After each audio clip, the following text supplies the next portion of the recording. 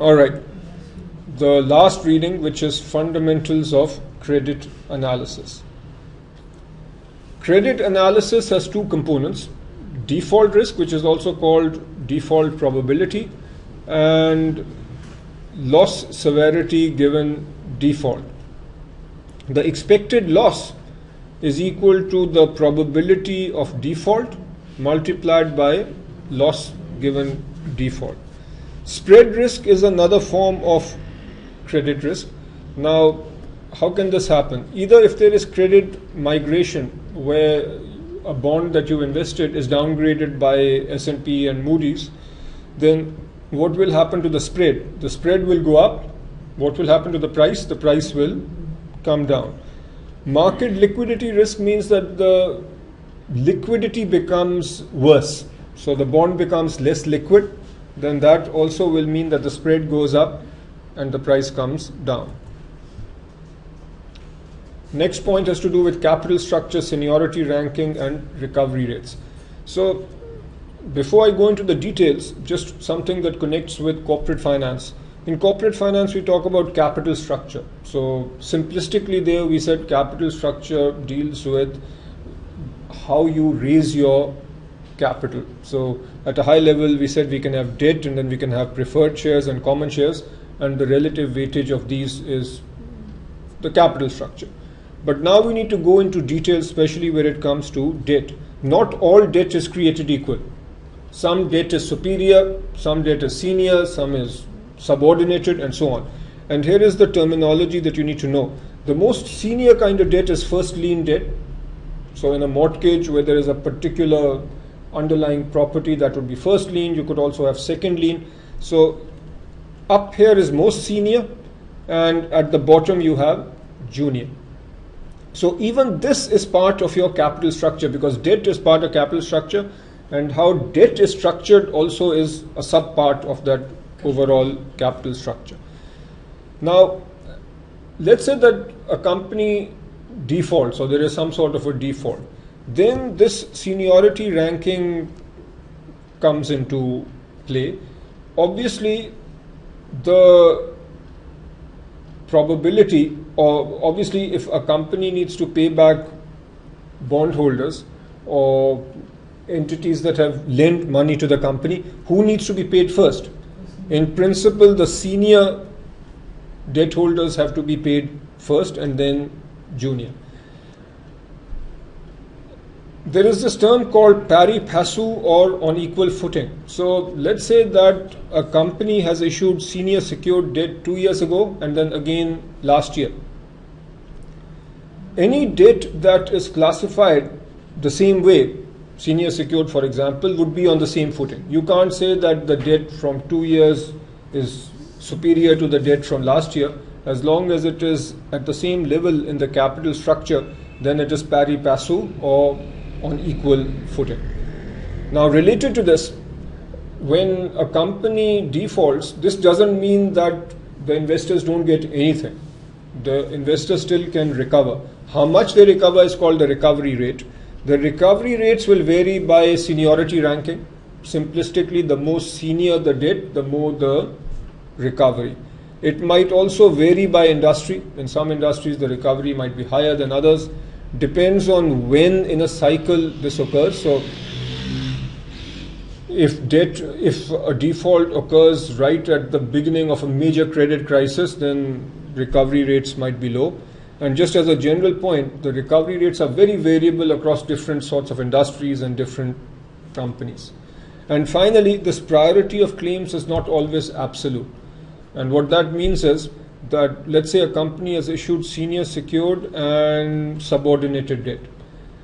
In theory, one would say that the senior secured get their money back first, and subordinated if something is left. But what might happen is subordinated debt holders might file a lawsuit. And in order to avoid any legal battle, the various stakeholders might decide that even the subordinated group gets something. So that's this final point. Okay, next, rating agencies, and this is very important in the context of credit analysis. Three major rating agencies are Moody's, S&P, and Fitch. These are third-party rating agencies that give ratings to various companies. They give ratings to companies. Those are called issuer ratings. So an issuer rating is an assessment of an issuer's overall credit worthiness. So an issuer like General Electric will have a rating. This is reflected as the senior unsecured rating. Now, what does that mean? I highlighted or made the senior secured bold for a certain reason. A given large company might have issued several different kinds of debt. If that large company has an issuer rating of A, then typically it is the senior secured debt that has a rating of A. And then what about senior subordinated or subordinated? These will be notched down. So this rating, if you look at an A rating for senior unsecured, then a bond issued by the same company that is one level lower will need to be notched down, and that will probably be given an issue rating of A minus. So each issue has a rating and the issuer has a rating. Where they are common is for senior unsecured. Issue rating considers a bond's seniority ranking, so we might have notching, that's what I've been talking about. It also considers structural subordination. You might have a large complicated company which has operating companies, and then the operating companies fall under a holding company, and there might be some rules which say that the operating companies first pay off their debt holders before debt holders of the holding company get money. So if there are issues like that, then that can also lead to the rating of a bond being different. There are risks in relying on these rating agencies. The credit ratings can be very dynamic. Rating agencies are not infallible, so they make mistakes. The 2007-2008 financial crisis was a classic example where the credit rating agencies did not see the big crisis that was coming. Idiosyncratic or event risk is difficult to capture, so if there's company-specific risk, that might not be so easy to capture. Ratings lag market pricing of credit. So very often the market perceives that something is wrong before the rating agencies change the rating of a particular issuer or issue. Next we come to traditional credit analysis. So how do you analyze the credit risk associated with a bond or some other fixed income instrument? The classic framework is called the 4 C's of credit analysis, where you look at capacity, collateral, covenants, and character. Capacity refers to the issuer's capacity to pay the interest payments, pay the principal. And I won't go into the details, but this is the analysis. You look at the industry structure. Basically, you do a Porter's analysis. If the industry is strong, the cash flow is strong in the industry, the forces are weak, that is a positive sign. You look at whether the industry is cyclic or non-cyclic, and then you look at where in the cycle we are, what are the growth prospects. You look at company fundamentals, you look at profitability and cash flow measures. So I'm not going to go into details, but this is a lot like equity, where if the industry is good and the company is good, then the credit risk is low. Very simple point is that if the cash flow is supposed to be strong or expected to be strong, then the credit risk is low. If the cash flow is not strong, or if the cash flow is very variable, then the credit risk will be high. Collateral is particularly important for issuers who are somewhat weak. They need to put good quality collateral in order to convince bondholders that just in case there is a default, then the collateral will come to the rescue. Covenants are something we've talked about. So there are affirmative covenants and negative covenants. So the investor also looks at the covenants and sees whether they are sufficiently protected or not. Character generally refers to the character of the issuing company in the form of the management. So does that issuing company have a reputation of making payments on time?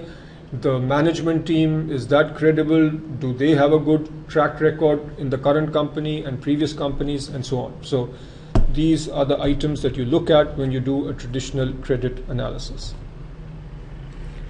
Credit risk versus return. First high-level point here is depicted on the right.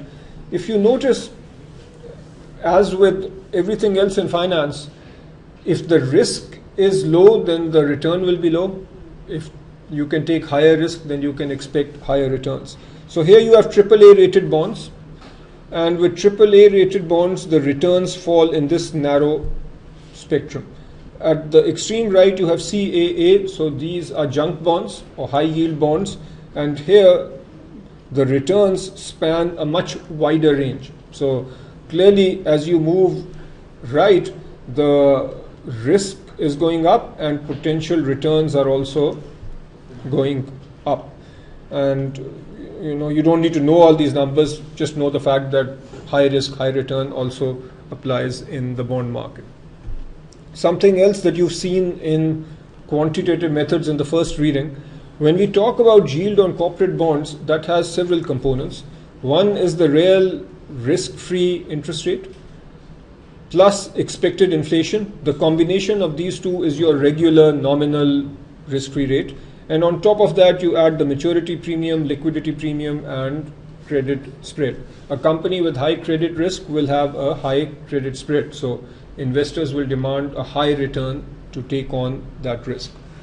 When we talk about the yield spread, we are looking at the combination of liquidity premium and credit spread. So the yield spread is high if the credit risk is high and the liquidity risk is high.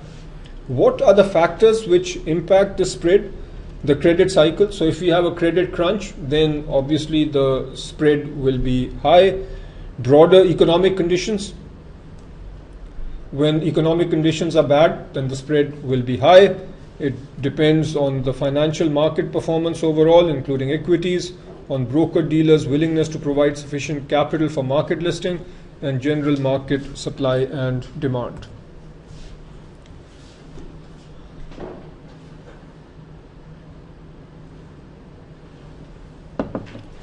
What we now look at is special considerations when dealing with sovereign bonds, and especially in the context of credit analysis. So sovereign debt, let's say bonds issued by a country like Greece. Actually, this first statement makes Greece a bad example. Let's start with a country like the United States. All right, historically viewed as risk-free, though recently even US sovereign bonds were downgraded a little bit by S&P. But by and large, in most countries, the sovereign debt in their own currency is considered risk-free. Greece was a bad example because Greek bonds are issued in euro and Greece can't just go print more euro. Best able to service debt if sovereign runs twin surpluses, a fiscal surplus as well as a trade surplus, then the credit risk is low. And the two key issues to look at when you analyze sovereign debt is the ability to pay and the willingness to pay. Credit rating agencies distinguish between local currency debt and foreign currency debt. So if a country like Pakistan issues debt in rupees, obviously that will have a very good credit rating. But if Pakistan issues debt in euro or dollars, then that will have a credit rating that obviously is worse than the credit rating of a rupee denominated bond.